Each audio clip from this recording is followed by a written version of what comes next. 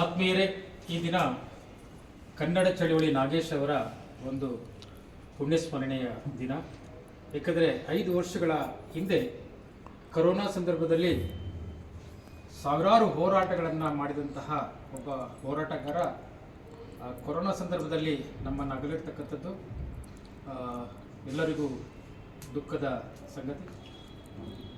ಇವತ್ತು 200ಕ್ಕೂ ಹೆಚ್ಚು ಸಂಘಟನೆಗಳನ್ನು ಒಗ್ಗೂಡಿಸಿದಂತಹ ಹೆಗ್ಗಳಿಕೆ ಇವತ್ತು ಕನ್ನಡ ಚಳವಳಿ ನಾಗೇಶ್ ಅವರಿಗೆ ಸಲ್ಲುತ್ತಿದೆ. ಯಾಕಂದರೆ ಪದೇ ಪದೇ ಬಂದ್ ಬಂದ್ ಬಂದ್ ಅಂತ ಹೇಳ್ತಾ ಇರ್ತಕ್ಕಂತಹ ಅವರ ವಿರುದ್ಧ ತೊಡೆ ತಟ್ಟಿ ನಿಂತಹ ವ್ಯಕ್ತಿ ನಮ್ಮ ಕನ್ನಡ ಚಳವಳಿ ನಾಗೇಶ್ ಅವರು. ಅವರ ಹಿಂದೆ ಸುಮಾರು 100 ಸಂಘಟನೆಗಳು ಒಗ್ಗೂಡಿ ಅಲ್ಲಿಂದ ಇಲ್ಲಿಯ ತನಕ ಸುಮಾರು 10 ವರ್ಷ ಆಯಿತು. 2017ರಲ್ಲಿ ಒಂದು ಕರ್ನಾಟಕ ಸಂಘಟನೆಗಳ ಒಕ್ಕೂಟ ಎಂಬಂತಹ ಒಕ್ಕೂಟವನ್ನು ಕಟ್ಟಿಕೊಂಡು ಅನೇಕ ಹೋರಾಟಗಳನ್ನು, ಹಾಡು ಮುಟ್ಟದ ಸೊಪ್ಪಿಲ್ಲ ಅಂತ ಹೇಳ್ತಾರೆ, ಆದರೆ ನಾಗೇಶ್ ಅವರು ಸಹ ಮಾಡದಿರ್ತಕ್ಕಂತಹ ಹೋರಾಟಗಳಿಲ್ಲ. ಯಾಕಂದರೆ ಬೀದಿ ಬದಿ ವ್ಯಾಪಾರಿಗಳಿಗಿರ್ಬೋದು, ಕನ್ನಡಿಗರ ಪರವಾಗಿರ್ಬೋದು, ಕಾರ್ಮಿಕರ ಪರವಾಗಿರ್ಬೋದು, ರೈತರ ಪರವಾಗಿರ್ಬೋದು, ಹೀಗೆ ಎಲ್ಲ ವಲಯಗಳಲ್ಲೂ ಸಹ ಅವರು ತನ್ನ ಛಾಪನ್ನು ಮೂಡಿಸ್ತಾ ಹೋರಾಟಗಳನ್ನು ಮಾಡ್ತಾ ಕಟ್ಟ ಕಡೆಯ ವ್ಯಕ್ತಿಗೂ ಯಾವ ರೀತಿ ಸೌಲಭ್ಯಗಳು ಸಿಗಬೇಕು ಎಂಬಂತಹ ನಿಟ್ಟಿನಲ್ಲಿ ಹೋರಾಟ ಮಾಡಿದಂತಹ ವ್ಯಕ್ತಿ ಇವತ್ತು ನಮ್ಮನ್ನು ಅಗಲಿರ್ತಕ್ಕಂಥದ್ದು ಇಂದಿಗೆ 6ನೇ ವರ್ಷಕ್ಕೆ ತುಂಬಿದೆ. ಅವರ ಒಂದು ಅಗಲಿರ್ತಕ್ಕಂತಹ ದಿನ ಇವತ್ತು 6ನೇ ವರ್ಷದ ಪುಣ್ಯ ಸ್ಮರಣೆಯನ್ನು ನಾವು ನಮ್ಮ ಕನ್ನಡ ಒಕ್ಕೂಟದ ಕಚೇರಿಯಲ್ಲಿ ಏರ್ಪಡಿಸಿದ್ದೀವಿ. ಇವತ್ತು ಅನೇಕ ಹೋರಾಟಗಾರರು ಬಂದಿದ್ದಾರೆ. ಇವತ್ತು ಒಬ್ಬ ಹೋರಾಟಗಾರ ಎಷ್ಟೇ ಹೋರಾಟಗಳನ್ನು ಮಾಡಿದ್ರು ಸಹ ಅವರನ್ನು ನೆನೆಯುವಂತಹ, ಅವರನ್ನು ಆಗಾಗ ಸ್ಮರಿಸುವಂತಹ ಕೆಲಸ ಹೋರಾಟಗಾರರು ಮಾಡಿದಾಗ ಮಾತ್ರ ಒಬ್ಬ ಹೋರಾಟಗಾರನಿಗೆ ಬೆಲೆ ಇರ್ತದೆ. ಯಾಕಂದರೆ ಇದ್ದಂತಹ ಸಂದರ್ಭದಲ್ಲಿ ಅವರನ್ನು ನಾವು ಬಳಕೆ ಮಾಡಿಕೊಂಡು ತದನಂತರ ಅವರ ಮರಣ ನಂತರ ಅವರನ್ನು ಮರೆಯುವಂತಹ ಕೆಲಸ ಯಾರೂ ಮಾಡಬಾರ್ದು. ಇವತ್ತು ನಿರಂತರವಾಗಿ 6 ವರ್ಷಗಳಿಂದಲೂ ಸಹ ನಾವು ಅವರನ್ನು ನೆನೆಸ್ಕೊಳ್ತಾ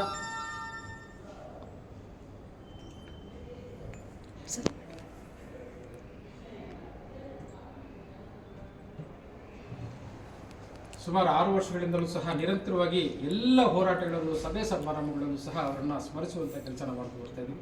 ಇವತ್ತು ಅನೇಕ ಮಹನೀಯರು ಅವರ ಒಂದು ಪೂಜಾ ಕಾರ್ಯಕ್ರಮದಲ್ಲಿ ಭಾಗವಹಿಸಿದ್ದಾರೆ. ಅವ್ರಿಗೂ ಸಹ ತುಂಬ ಹೃದಯದ ಧನ್ಯವಾದಗಳನ್ನು ತಿಳಿಸಿ. ಸರ್, ಪ್ರತಿಯೊಬ್ಬರು ಸಹ ನಾಗೇಶ್ ಅವ್ರ ಬಗ್ಗೆ ಮಾತಾಡಬೇಕಂತ ತಮಗೆ ಕಳಕಳಿಯಿಂದ ಮನವಿ ಮಾಡಿ. ಎಲ್ಲರಿಗೂ ನಮಸ್ಕಾರ. ಇನ್ನು ಕನ್ನಡ ಒಕ್ಕೂಟದ ಅಧ್ಯಕ್ಷರಾಗಿದ್ದಂಥ ದಿವಂಗತ ನಾಗೇಶ್ ಅವರ ಇವತ್ತು 6ನೇ ವರ್ಷದ ಪುಣ್ಯಸ್ಮರಣೆಯನ್ನು ಮಾಡಿದ್ದಾರೆ. ನಮ್ಮ ನಟರಾಜರು ಹೋಗಿದ್ರು, ಸರ್ ಬನ್ನಿ ಈ ಥರ ಕಾರ್ಯಕ್ರಮ ಇದೆ ಅಂತೇಳಿ. ನಾವು ಕರೆದ ತಕ್ಷಣ, ಯಾಕೆ ನಾಗೇಶ್ ಅವರೊಬ್ಬರು ಹುಟ್ಟು ಹೋರಾಟಗಾರರು. ಏನಕ್ಕೆ ಅಂದರೆ ನಾನು ತುಂಬ ಜನ ನೋಡಿದ್ದೀನಿ ಅವ್ರನ್ನ. ಎಲ್ಲರಿಗೂ ಪಾಪ ನ್ಯಾಯ ಕೊಡಿಸ್ಬೇಕು ತುಂಬ ಹೋರಾಟಗಳು ಮಾಡ್ತಾಯಿದ್ರು. ಆಮೇಲೆ ಎದೆ ತಿಂಡಿ ಎಲ್ಲದಕ್ಕೂ ನುಗ್ತಾಯಿದ್ರು ಮುಂದೆಗಡೆ, ಏನೇ ಬರಲಿ ಅಂತ ಕೇಳ್ತಿರಲಿಲ್ಲ. ಅಂಥ ಹೋರಾಟಗಾರಗಳು ಸಿಗೋದು ಕಮ್ಮಿ. ಅಂಥದ್ದೇ ಅವರ ಆತ್ಮಕ್ಕೆ ಶಾಂತಿ ಸಿಗಲಿ ಅಂತ ಕೋರ್ತಾ ಅವ್ರು ಏನೇ ಮಾಡಿದ್ರು ನಾಡಿಗಾಗಿ ಈ ಜನಪರ ಕೆಲಸಗಳೆಲ್ಲ ಮಾಡೋಗಿದ್ದಾರೆ. ಆ ಪುಣ್ಯ ಸ್ಮರಣೆ ಸಿಗಲಿ, ಅದು ಅವರು ಮಾಡಿಕೊಟ್ಟಂಥ ಸಂಘಟನೆ ಮುಂದುವರ್ಸ್ಕೊಂಡು ಹೋಗ್ತಿರೋದ ನಟರಾಜರಿಗೂ ಶುಭವಾಗಲಿ ಅಂತ ಹೇಳ್ತಾ, ಮತ್ತು ಎಲ್ಲ ಮಹಿಳೆಯರು ಬಂದಿದ್ದಾರೆ, ಎಲ್ಲ ಹೋರಾಟಗಾರಿದ್ದಾರೆ. ಎಲ್ಲರಿಗೂ ನಮಸ್ಕಾರ. ಒಂದೆರಡು ಮಾತು ಮುಗಿಸ್ತೀನಿ. ಜೈ ಹಿಂದ್, ಜೈ ಕರ್ನಾಟಕ. ಒಂದೊಂದು ನಿಮಿಷ ಮಾತಾಡಿ. ಸರೋಜಿನಿ ಮಹೇಶ್ ಅವ್ರ ಬಗ್ಗೆ ಹೇಳಿ. ನನ್ನ ಆತ್ಮೀಯ ಸ್ನೇಹಿತ ನಾಗೇಶು ಆ್ಯಕ್ಚುಲಿ, ಯಾಕೆಂದರೆ ಹೋರಾಟ ಹಾದಿಯನ್ನು ಹಿಡ್ಕೊಂಬಂದಿದ್ದೆ ಬೇರೆ ಇದರಲ್ಲಿ, ಅದರಿಂದ ನನ್ನ ಆತ್ಮೀಯ ಸ್ನೇಹಿತ ಅಂತ ಹೇಳಿ ನಾನು ಬಯಸ್ತೀನಿ. ಅವನ ಒಂದು ಹೋರಾಟದಲ್ಲೂ ಕೂಡ ನಾವೆಲ್ಲ ಭಾಗಿಯಾಗಿದ್ದು. ಮತ್ತು ನಮ್ಮ ಏನು ಮಹರ್ಷಿ ಕನ್ನಡ ಉದ್ಯೋಗವನ್ನು ಕೊಡಬೇಕು ಅಂತೇಳಿ 102 ದಿವಸ ಕೂತಿದ್ದಂಥ ಏಕೈಕ ವ್ಯಕ್ತಿ ಹೋರಾಟಗಾರ ಅಂದರೆ ಅದು ನಾಗೇಶು. ನಾವೆಲ್ಲ ಕೂಡ ಇವತ್ತು ಅವನ ಕಳ್ಕೊಂಡು ಒಂದು ದುಃಖವನ್ನು ಆಗಿದೆ. ಆದ್ದರಿಂದ ಈ 6 ವರ್ಷ ಅನ್ನುವಂಥದ್ದು ಹೋಗಿದ್ದೇ ನಮ್ಗೆ ಗೊತ್ತಾಗ್ತಿಲ್ಲ. ಅದರಿಂದ ಆತ್ಮಕ್ಕೆ ಶಾಂತಿಯನ್ನು ದೊರಕಲಿ, ಮತ್ತು ಅವರ ಹಾದಿಯನ್ನು ಮುನ್ನಡೆಸ್ಕೊಂಡು ಹೋಗ್ತಿರ್ತಕ್ಕಂಥ ನಟರಾಜರು ಕೂಡ ಒಳ್ಳೆಯದಾಗಲಿ ಅಂತ ಹೇಳಿ ನನ್ನ ಮಾತನ್ನು ಮುಗಿಸ್ತೇನೆ. ಎರಡು ಮಾತಾಡ್ಬಾರ್ದು, ಅವ್ರ ಮುಖ ತೋರಿಸಿ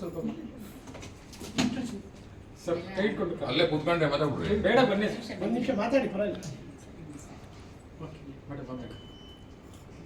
ಕರ್ನಾಟಕದ ಇತಿಹಾಸದಲ್ಲಿ ಸುಮಾರು 118 ದಿನಗಳ ಕಾಲ ನಿರಂತರವಾದಂಥ ಹೋರಾಟ. ಅದು ಕರ್ನಾಟಕದಲ್ಲಿ ಕನ್ನಡಿಗರಿಗೆ ಉದ್ಯೋಗ ಸಿಗಬೇಕೆಂಬಂತಹ ನಿಟ್ಟಿನಲ್ಲಿ ಡಾಕ್ಟರ್ ಸರೋಜಿನಿ ಮಹಿಷಿ ವರದಿ ಜಾರಿಗೆ ತರಲೇಬೇಕೆಂಬಂತಹ ಉದ್ದೇಶದಿಂದ ನೂರಾರು ಸಂಘಟನೆಗಳನ್ನು ಕರ್ನಾಟಕದಲ್ಲಿರ್ತಕ್ಕಂಥ ಎಲ್ಲ ಸ್ವಾಮೀಜಿಗಳನ್ನು, ಸಾಹಿತಿಗಳನ್ನು, ಲೇಖಕರನ್ನು, ಚಿಂತಕರನ್ನು, ಚಿತ್ರನಟರನ್ನು, ರಾಜಕಾರಣಿಗಳನ್ನು ಒಂದೇ ವೇದಿಕೆಯಲ್ಲಿ ಕರೆತಂದು 102 ದಿನಗಳ ಕಾಲ ನಿರಂತರವಾಗಿ ಒಂದೇ ಸ್ಥಳದಲ್ಲಿ ಹೋರಾಟ ಹಮ್ಮಿಕೊಂಡು ಕರ್ನಾಟಕ ಬಂದ್ಗೂ ಸಹ ಕರೆಯನ್ನು ಕೊಟ್ಟು ಇವತ್ತು ಡಾಕ್ಟರ್ ಸರೋಜಿನಿ ಮಹಿಷಿ ವರದಿಯನ್ನು ಜಾರಿಗೆ ತರಲೇಬೇಕೆಂಬಂತಹ ನಿಟ್ಟಿನಲ್ಲಿ ಒಂದು ಹೋರಾಟ ಮಾಡಿದಂತಹ ಹೆಗ್ಗಳಿಕೆ ಇವತ್ತು ಕನ್ನಡ ಚಳುವಳಿ ನಾಗೇಶ್ ಅವರಿಗೆ ಸಲ್ಲುತ್ತದೆ.